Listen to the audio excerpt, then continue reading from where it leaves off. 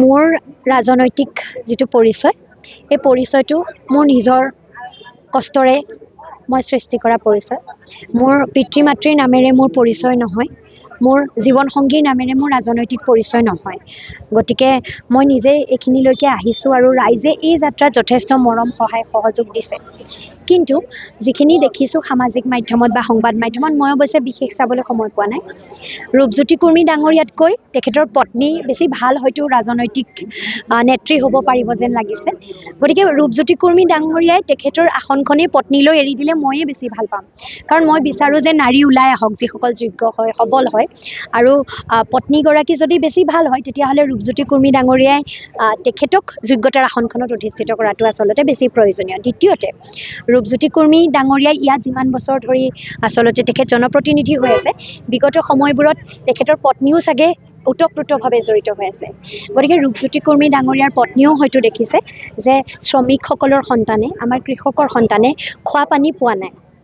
তেখেতসকলৰ ঘৰত হয়তো ৱাটাৰ পিউৰিফায়াৰ থাকিব পাৰে, তেখেতসকলে সাধাৰণ শ্ৰমিকৰ সন্তানে আচলতে মাছৰ কাৰ্টুনত পানী ফিল্টাৰ কৰি খাব লগা বা জুৰিৰ পৰা তুলি অনা পানী ঘৰৰ ফিল্টাৰত কৰি খাব লগাৰ যিটো যন্ত্ৰণা, সেইটো উপলব্ধি কৰিব পাৰিছেনে নাই নাজানো।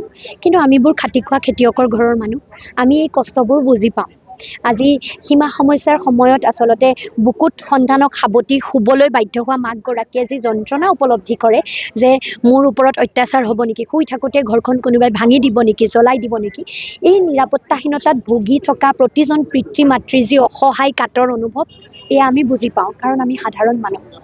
আমি বুজি পাওঁ যে আচলতে যেতিয়া জীৱন জীৱিকা ধ্বংসমুখী হয় তেতিয়া মাক দেউতাকৰ মনত সন্তানৰ ভৱিষ্যতৰ বাবে কিমান চিন্তা হয়। আমি বুজি পাওঁ যেতিয়া সন্তানৰ বেমাৰ এটা হয়, লৈ গৈ চিকিৎসালয়ত ট্ৰিটমেণ্ট কৰিব নোৱাৰে, চিকিৎসালয়ত যেতিয়া ডক্টৰ নাথাকে, ICU NICU নাথাকে, দৰৱ বাহিৰৰ পৰা কিনিব নোৱাৰে, টেষ্ট কৰিব নোৱাৰে, তেতিয়া মাক দেউতাকে সন্তানৰ বাবে কিমান অসহায় অনুভৱ কৰে। সেই অসহায় অৱস্থা আমি বুজি পাওঁ।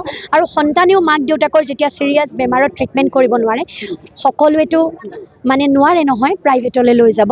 আজি ৰূপজ্যোতি কুৰ্মী ডাঙৰীয়া মন্ত্ৰীৰ সন্তান আছিল, মন্ত্ৰীৰ সন্তান বা তেখেতৰ পত্নীয়ে হয়তো উপলব্ধি কৰিব পৰা নাই যে চিকিৎসা সেৱাটো উপলব্ধ নহ'লে সাধাৰণ ৰাইজৰ কিমান দুৰ্দশা হয়। কাৰণ তেখেতসকলৰ পইচা আছে, তেখেতসকলে পাৰিব প্ৰাইভেটত ট্ৰিটমেণ্ট কৰিব, মন গ'লে আমেৰিকালৈও লৈ যাব পাৰিব। শিক্ষা ব্যৱস্থাটো সাধাৰণ ৰাইজৰ বাবে ভাল হোৱাটো কিমান দৰকাৰী, এইটো হয়তো তেখেতসকলে অনুভৱ কৰিব নাই পৰা। কাৰণ তেখেতসকলৰ প্ৰাইভেটত পঢ়ুৱাবলৈ টকা আছে, সাধাৰণ শ্ৰমিকৰ, সাধাৰণ কৃষকৰ প্ৰাইভেটত পঢ়ুৱাবলৈ টকা নাথাকে, প্ৰাইভেট নাৰ্ছিং হোমত লৈ যাবলৈ টকা নাথাকে।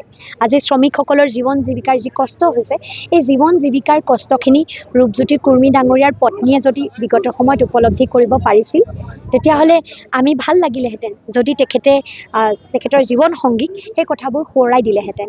যদি প্ৰতিগৰাকী শ্ৰমিকৰ সন্তানক তেখেতে নিজৰ বুকুত আঁকোৱালি লৈ মোৰ সন্তান আৰু মোৰ সন্তানে বিশুদ্ধ খোৱা পানী পাব লাগিব বুলি তেখেতৰ জীৱন সংগীজনক দাবী জনালেহেঁতেন, শ্ৰমিকসকলৰ লগত মজুৰি বৃদ্ধিৰ বাবে প্ৰতিবাদ কৰিলেহেঁতেন, কৃষকসকলৰ দৈনন্দিন জীৱনৰ তাৰণাবোৰৰ ক্ষেত্ৰত তেখেতসকলৰ সংগ দিলেহেঁতেন আৰু দাবী জনালেহেঁতেন যে প্ৰতিগৰাকী সন্তানৰ মাতৃ হৈ এই সমস্যাবোৰ সমাধান কৰিবলৈ যুঁজিম, মোৰ ভাল লাগিলেহেঁতেন। মই এতিয়াও তেখেতলৈ আহ্বান জনাওঁ, আহক, ওলাই আহক।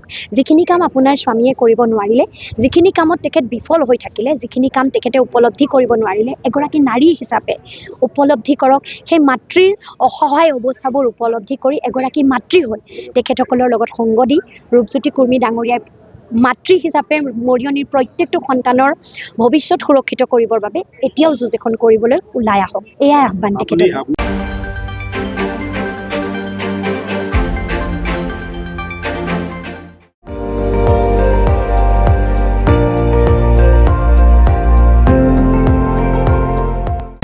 আপুনি চাই আছে ND24, সৰ্বশ্ৰেষ্ঠ নহয়, সৰ্বোত্তমৰ দৌৰত।